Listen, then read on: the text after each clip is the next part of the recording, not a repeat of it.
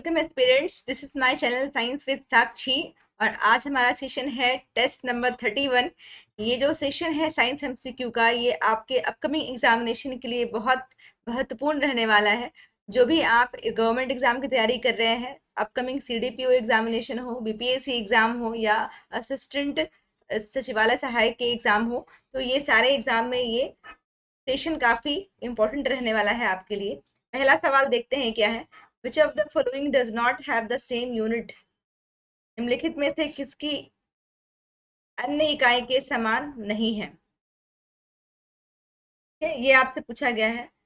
पहला what, second kilowatt hour, electron volt या joule second. मतलब ये सारे जो यूनिट हैं, इनमें से एक है जो किसी एक की इकाई नहीं है। वॉट सेकंड की बात करें, वॉट किसकी यूनिट होती है? शक्ति, शक्ति इंटू समय। ये है kilowatt hour, electron volt, joule second. यहाँ पे what second, kilowatt hour, electron volt, ये सब ऊर्जा की यूनिट होती है। जूल सेकंड ऊर्जा की यूनिट नहीं है, तो आंसर क्या हो जाएगा? Option number D. Watt second, kilowatt hour, electron volt, ये सभी ऊर्जा की यूनिट होती है। जूल सेकेंड ऊर्जा की यूनिट नहीं होती है। जूल सेकेंड की बात करेंगे तो जूल सेकेंड क्या हो जाएगा? पावर बराबर क्या होता है? Work upon time. ठीक है, लेकिन आप यहाँ से वर्क की यूनिट निकालेंगे तो क्या हो जाएगा? पावर इनटू टाइम हो जाएगा, जूल सेकेंड नहीं आएगा। तो ये आंसर आपका करेक्ट आंसर हो जाएगा। नेक्स्ट चलें। केचुए श्वसन करते हैं। दूसरा सवाल क्या है? केचुए श्वसन करते हैं। अर्थवॉर्म किस चीज से रेस्पायर करते हैं? गिल्स द्वारा, फेफड़े द्वारा, त्वचा द्वारा, फेफड़े तथा त्वचा दोनों। अपने आंसर को कमेंट सेक्शन में लिख के बताते चले। सबसे पहले बात कर लेते हैं केचुआ यानी कि अर्थवॉर्म के बारे में।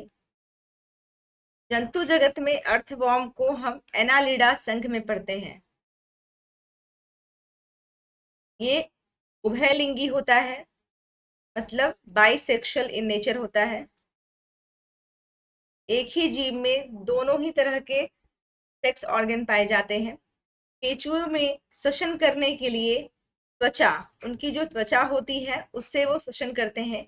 इनकी त्वचा काफी पतली होती है, काफी पतली परत की होती है, इसलिए त्वचा से ही इनका गैसेस एक्सचेंज होता है। तो आंसर क्या हो जाएगा? ऑप्शन नंबर सी हो जाएगा। तीसरा सवाल है, पादपों में कोशिका भित्ति होती है। पादपों में कोशिका भित्ति होती है। पहला ऑप्शन है प्रोटीन, लिपिड, सेलुलोज, प्रोटीन तथा सेलुलोज। पादप कोशिका में जो कोशिका भित्ति पाई जाती है, सबसे बाहरी परत होती है। Outermost layer plant cell की कौन सी होती है? तो आप उसे बोलते हैं कोशिका भित्ति। कोशिका भित्ति प्लांट में यानी पादपों में बनी होती है सेलुलोज, पैक्टीन और हेमिसेलुलोज की, जिसमें सबसे अधिक सेलुलोज पाया जाता है। सेलुलोज, पैक्टीन, हेमिसेलुलोज, ये सब कार्बोहाइड्रेट है, शर्करा होती है। तो आंसर क्या हो जाएगा? Cellulose. Cellulose is the right answer. Question number 4, विद्युत धारिता का एसआई मात्रक क्या है? विद्युत धारिता का एसआई मात्रक क्या है? विद्युत धारिता का मतलब होता है इलेक्ट्रिकल डिस्चार्ज।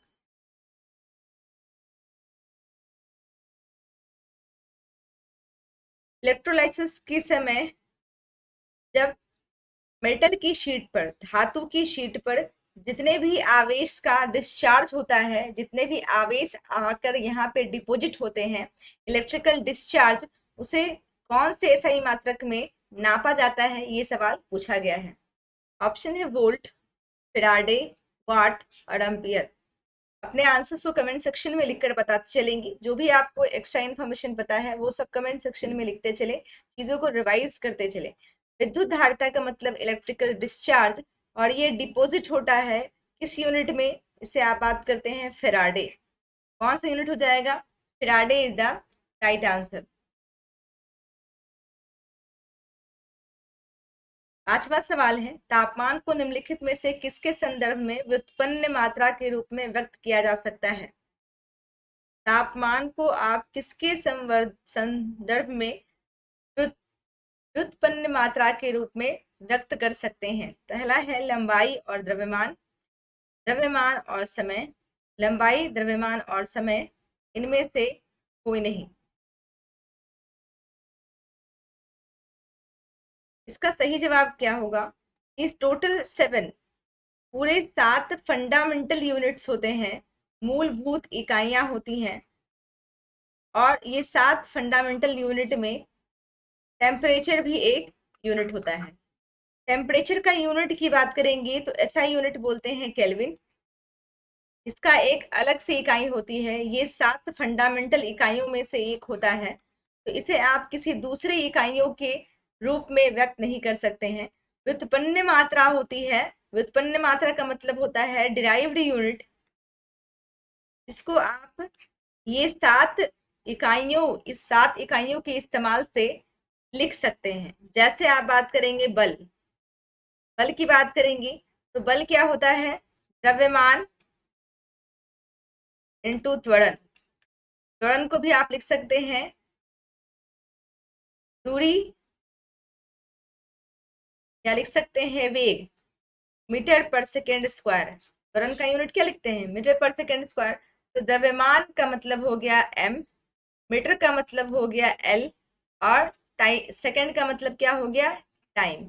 इस तरह से आप बल को व्युत्पन्न मात्रा बोलेंगे, क्योंकि इसे इन्हीं 7 फंडामेंटल यूनिट्स में व्यक्त किया जा सकता है। इस तरह से बहुत सारे व्युत्पन्न मात्रा हो सकती है। तो आंसर क्या हो जाएगा? आंसर होगा नन ऑफ दीज। छठा सवाल है, निम्नलिखित में से किस गैस की प्रतिशत मात्रा वायुमंडल में सबसे कम होती है? वायुमंडल में सबसे कम कौन सी गैस पाई जाती है? आर्गन, कार्बन डाइऑक्साइड, नाइट्रोजन या ऑक्सीजन?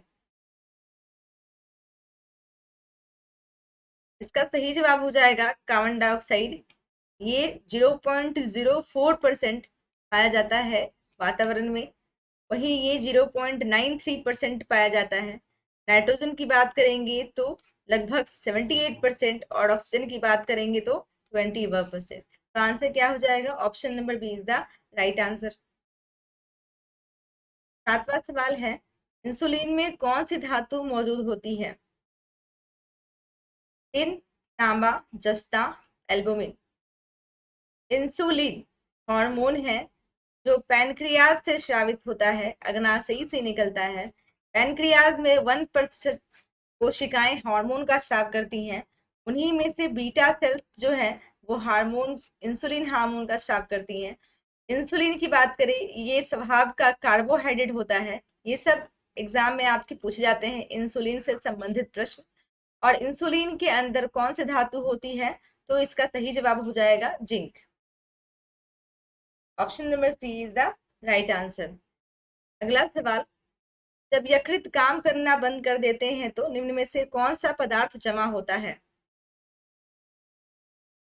यकृत अगर काम करना बंद कर दे तो रक्त के अंदर, रक्त में कौन सी चीज ज्यादा जमा होने लगेगी? ये सवाल आपसे पूछा हुआ है। ठीक है, यकृत का काम क्या है? लीवर में क्या होता है? अमोनिया यूरिया में बदलती है। लीवर में अमोनिया यूरिया में बदलती है। तो अगर यकृत काम करना बंद कर दे तो ये अमोनिया का कन्वर्जन यूरिया में नहीं हो पाएगा, और हमारे रक्त में अमोनिया की अधिकता होने लगेगी। किसकी अधिकता होगी? अमोनिया की अधिकता होने लगेगी, जो कि काफी पॉइजनस है, हमारे शरीर के लिए बहुत हार्मफुल है। तो क्या आंसर हो जाएगा? रक्त में अमोनिया का मात्रा बढ़ जाएगा। क्वेश्चन नंबर 9 है, क्यूसेक में क्या नापा जाता है? क्यूसेक में क्या मापा जाता है? पानी की शुद्धता, पानी की गहराई, पानी का बहाव, या पानी की गुणवत्ता? क्यूसिक एक यूनिट है, ये यूनिट है जिस यूनिट में हम पानी के बहाव को नाप सकते हैं। क्या आंसर हो जाएगा? Flow of water. का सही जवाब है ऑप्शन नंबर सी। अगला सवाल, leg haemoglobin is found in. Leg haemoglobin कहाँ पाया जाता है? ऑप्शन है human blood, rabbit blood, legume root या hens blood. Leg haemoglobin pink colour का दिखता है अगर वो उपस्थित होता है तो ये लेगुमिनस रूट में पाया जाता है। कैसे रूट में पाया जाता है? लेगुमिनस रूट लिग्यूम जड़ों में पाया जाता है। वैसे पादप वैसे पादप जो नाइट्रोजन का फिक्सेशन करते हैं बैक्टीरिया के सहायता से, नाइट्रोजन का फिक्सेशन करके नाइट्रोजन का इस्तेमाल करते हैं बैक्टीरिया की सहायता से, उनके रूट्स लिग्यूम रूट्स कहलाते हैं। और ये पिंक कलर का होता है, गुलाबी कलर का दिखता है। इसके अंदर जीवाणु होते हैं, सिम्बायोटिक बैक्टीरिया होते हैं। जैसे बात करें राइजोबियम, ये सिम्बायोटिक बैक्टीरिया है जो नाइट्रोजन को नाइट्रेट में बदलता है, नाइट्रोजन का फिक्सेशन करता है। तो आंसर क्या हो जाएगा? Legume root. अगला सवाल है, निम्न में से कौन सा एंजाइम अग्नाशयी द्वारा स्रावित होता है? Maltase, trypsin, lactase, sucrase. अग्नाशयी से कौन कौन से एंजाइम निकलते हैं? तो याद रखेंगे trypsin, chymotrypsin, procarboxypeptidase, alpha amylase, lipase. ये सारे जो एंजाइम हैं ये अग्नाशयी से, पैनक्रियाज से निकलते हैं। यहाँ इसके हिसाब से क्या आंसर हो जाएगा? तो सही जवाब है trypsin. Trypsin is the right answer. वही माल्टेज, लैक्टेज और सुक्रेज ये कहाँ स्रावित होगा? स्मॉल इंटेस्टाइन में। स्मॉल इंटेस्टाइन में, ड्यूडेनम में। स्मॉल इंटेस्टाइन की बात करें तो स्मॉल इंटेस्टाइन में ये सारे के सारे एंजाइम्स स्रावित होंगे। के लिए आंसर हो जाएगा ट्रिप्सिन। ऑक्सीकरण प्रतिक्रिया में निम्नलिखित में से क्या होता है? ऑक्सीकरण में क्या होगा? इलेक्ट्रॉन में वृद्धि होगी, इलेक्ट्रॉन में कमी होगी, प्रोटॉन में वृद्धि होगी, प्रोटॉन में कमी होगी। कभी भी कोई भी तत्व, जैसे कि ये सोडियम है, ये कोई भी तत्व जब कटायन बनाता है, जैसे ये फ्लोरीन क्या है? तत्व है, और ये F- बनाता है। तो कोई भी तत्व कटायन या अनायन बना रहा होता है, इसमें हमेशा हमेशा इलेक्ट्रॉन की संख्या का बदलाव होगा। प्रोटॉन कभी नहीं बदलता, प्रोटॉन कभी नहीं बदलता, प्रोटॉन की संख्या नहीं बदलती है। ठीक है, हमेशा इलेक्ट्रॉन की संख्या में बदलाव आता है। ऑक्सीकरण, ऑक्सीकरण की प्रतिक्रिया में, ऑक्सीकरण का मतलब है कि इलेक्ट्रॉन का लूज करना। जैसे कि सोडियम, सोडियम अभी Na था, यहाँ पे 11 इलेक्ट्रॉन थे, इसने Na+ बनाया तो यहाँ पे 10 इलेक्ट्रॉन हो गए। ये हुआ है इसका ऑक्सीडेशन। ऑक्सीडेशन का मतलब होता है इलेक्ट्रॉन में कमी आना। सिंपल सी बात है, ऑक्सीडेशन का मतलब है इलेक्ट्रॉन में कमी आना, इसे आप बोलते हैं ऑक्सीडेशन। तो इलेक्ट्रॉन में वृद्धि, इलेक्ट्रॉन में कमी, तो ये बी इसका सही जवाब हो जाएगा।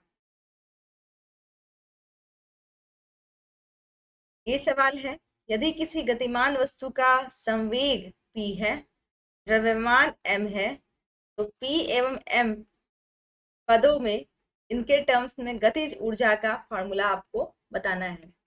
काइनेटिक एनर्जी का फार्मूला होता है संवेग और द्रव्यमान के टर्म में p²/2m। तो इसका सही जवाब क्या हो जाएगा? p²/2m।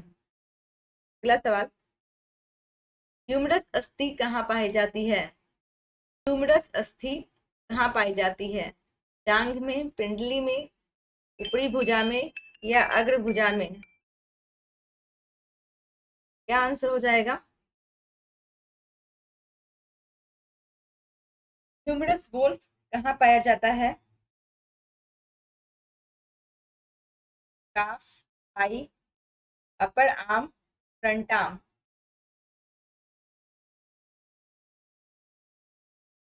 इसका आंसर हो जाएगा ऊपरी भुजा।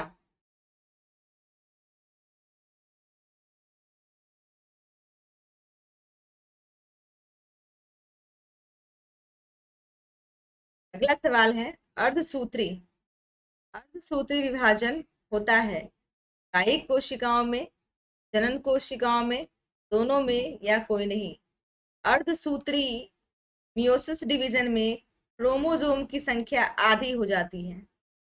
क्रोमोसोम की संख्या आधी हो जाती है और ये हमेशा जनन कोशिकाओं में होगा जो युग्मक का निर्माण करते हैं। युग्मक का मतलब गैमीट का निर्माण करते हैं। फीमेल की बात करें तो ओवा और मेल की बात करें तो स्पर्म। ये हमेशा हमेशा अर्धसूत्री विभाजन के जरिए ही होता है। तो आंसर क्या हो जाएगा? Option number B. अगला सवाल, 4 मीटर पर सेकेंड की एक समान वेग के साथ चलने वाली एक वस्तु 120 जूल की गतिशील ऊर्जा होती है, तो वस्तु का द्रव्यमान क्या होगा? वस्तु का द्रव्यमान आपसे पूछा है और दिया क्या है सवाल में? तो आप वेग दे रखा है 4 मीटर पर सेकेंड और जो ऊर्जा है वो भी दे रखा है 120 जूल। तो यहाँ से आप निकाल सकते हैं जो काइनेटिक ऊर्जा है दे रखा है 120 हाफ mv², यही होता है फॉर्मूला। यहाँ से आप निकाल सकते हैं द्रव्यमान की का मान क्या हो जाएगा। वेलोसिटी है 4,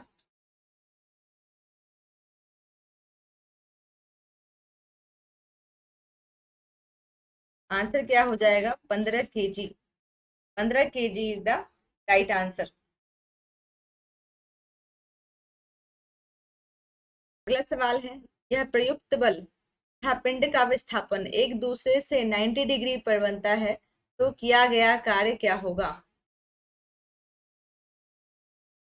बल इधर लग रहा है, विस्थापन इसके 90 डिग्री पे लग रहा है। बल आप इधर लगा रहे हैं, विस्थापन आपके 90 डिग्री पे हो रहा है। बल और विस्थापन के बीच में अगर 90 डिग्री का कोण बन रहा है तो आपसे पूछा है कार्य क्या होगा। कार्य का फॉर्मूला होता है F dot S. Dot product को आप लिखते हैं एफ एस कॉस थीटा और आप यहाँ से निकाल सकते हैं F S cos 90 degree. Cos 90 degree का मान कितना होता है? 0। तो आंसर क्या हो जाएगा? F S into 0। आंसर हो जाएगा 0 कार्य। अगला सवाल है, निम्न में से किस सिद्धांत के अनुसार कोई रॉकेट अंतरिक्ष में कार्य करता है?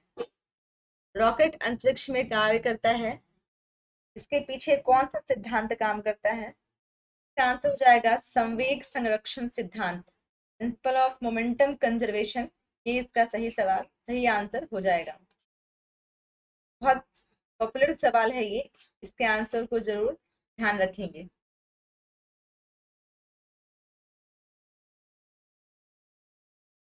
अगला सवाल है, tissue responsible for mechanical strength to stem of young and herbaceous plants. छोटे पौधों में जो यंग प्लांट्स होते हैं उनके अंदर यांत्रिक शक्ति कौन से उत्तक प्रदान करते हैं? फ्लोएम, पेरेन्काइमा, स्क्लेरेन्काइमा या पॉलिनकाइमा। जो यंग प्लांट्स होते हैं, जो छोटे पौधे होते हैं, उसके अंदर सपोर्ट कौन देता है? मैकेनिकल सपोर्ट के लिए कौन सा टिश्यू जिम्मेदार होता है? तो आंसर हो जाएगा पोलेनकाइमा। पोलेनकाइमा सही आंसर है। अगला सवाल है, what is the top part of pistil in a flower? Pistil, पुष्प में स्त्री केसर के शीर्ष भाग को क्या कहा जाता है? पिजाइंड, पराग, पुंग केसर, व्रतिकार, स्टिग्मा। अगर आप स्त्री केसर का स्ट्रक्चर बनाना चाहते हैं, इस तरह से होता है। यहाँ पे ये होगा स्टिग्मा, सबसे शीर्ष पार्ट स्टिग्मा कहलाता है, इसे आप स्टाइल बोलते हैं। व्रतिकाग्र, व्रतिका और ये होता है अंडाशय से ओवरी भी कहते हैं। इसका सबसे टॉप पार्ट क्या हो जाएगा? स्टिग्मा। तो डी सही आंसर हो जाएगा। तो ये 20 क्वेश्चंस का डिस्कशन रहा आज के टेस्ट सीरीज में। आपके कितने स्कोर आए हैं आप कमेंट सेक्शन में जरूर शेयर करें। सेशन कैसा लगा आपको ये जरूर बताएंगे कमेंट सेक्शन में। इसी तरह से हमारे टेस्ट हमेशा यहाँ पे आते रहेंगे। ये टेस्ट नंबर 31 था। इसके टेस्ट के प्लेलिस्ट में जाकर आप सारे क्वेश्चंस की प्रैक्टिस कर सकते हैं। सभी क्वेश्चन का लेवल आपके एग्जाम के लिए बहुत इंपॉर्टेंट है। तो क्वेश्चन को समझ के प्रैक्टिस करें, एनालिसिस के साथ करें, ताकि आप नए सवालों को भी अच्छे से सॉल्व कर पाएं। Thank you.